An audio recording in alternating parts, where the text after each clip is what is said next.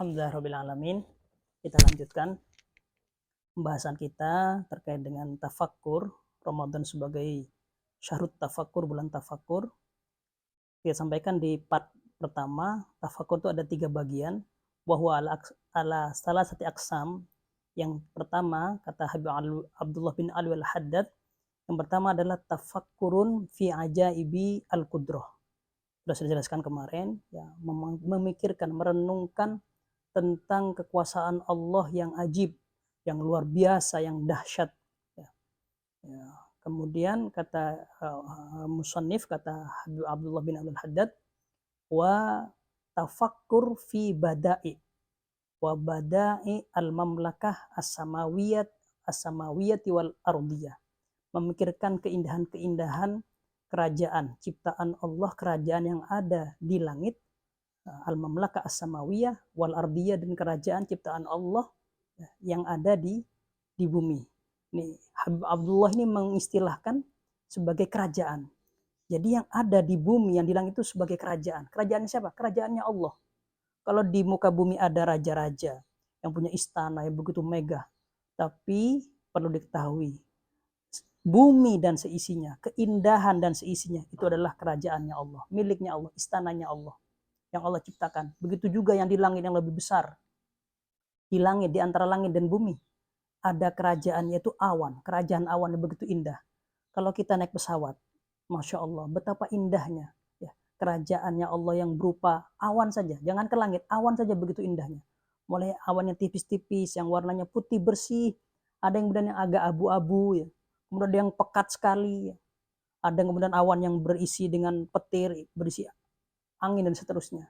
Masya Allah, betul indahnya. Dan saya yakin di sana ada ilmu tentang khusus tentang perawanan mungkin ya, klodologi mungkin ya, klodologi tentang awan. Yang itu mungkin dipelajari oleh para pilot ya, harus mempelajari awan, bagaimana awan yang bahaya, awan yang sedang, awan yang bisa ditembus dan tidak tembus itu. Saya yakin itu ada itu. Dan pilot harus tahu dan kapan harus melewati awan, harus menembus boleh atau yang tidak boleh ditembus ya. Karena kalau ditembus nanti akan merusak sistem pesawat dan bisa oleng pesawatnya dan bisa jatuh. Masya Allah, itu baru awan, apalagi langit ya, yang hakikatnya masih diperdebatkan oleh fisikawan, apakah langit ini bentuknya jamit, padat, ataukah lentur berupa gas. Itu masih debatable di antara para ulama, para fisikawan seperti itu. Ala kulli hal, kerajaan langit Allah Subhanahu wa taala sangat sangat indah, sangat luas sekali, yang mana manusia masih belum mengetahui hakikatnya tentang langit ya. Hanya para nabi yang dipilih Allah ketika Isra dan Mi'raj. Ketika Nabi Mi'raj, para nabi ditempatkan di langit untuk menyambut Nabi Muhammad, nabi yang mulia. Ada Nabi Isa, Nabi Idris, kemudian ada Nabi Musa di langit ke-6 dan Nabi Ibrahim di langit ke-7 ya. Untuk semuanya menyambut kedatangan Nabi Muhammad sallallahu alaihi wasallam, Nabi Khatamal Anbiya, yaitu penutup para nabi, wa Sayyidul Anbiya, dan tuannya para nabi dan para rasul. Para hadirin pemirsa sekalian yang diberkati Allah Subhanahu wa taala. Kemudian apa kemudian ketika kita merenungkan keindahan ciptaan Allah di langit dan bumi dan seisinya, apa buahnya? Kata Habib Abdullah, buahnya wasamratuhu al-ma'rifatu billah. Buah dari memikirkan keindahan kekuasaan Allah, keajaiban kekuasaan Allah, keindahan kerajaan Allah di langit dan bumi. Wasamratuhu, buahnya adalah al-ma'rifatu billah. Kita mengenal kepada Allah Subhanahu wa taala. Kenal Allah.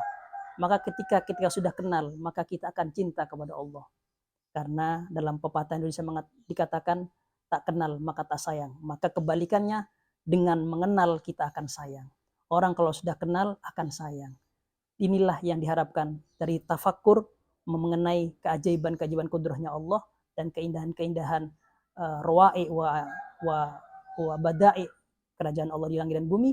Kita semakin kenal dan semakin cinta, semakin taat kepada Allah Subhanahu wa taala. Kita lanjutkan di bagian kedua. Assalamualaikum. Kita lanjutkan di bagian ketiga. Wassalamualaikum warahmatullahi wabarakatuh.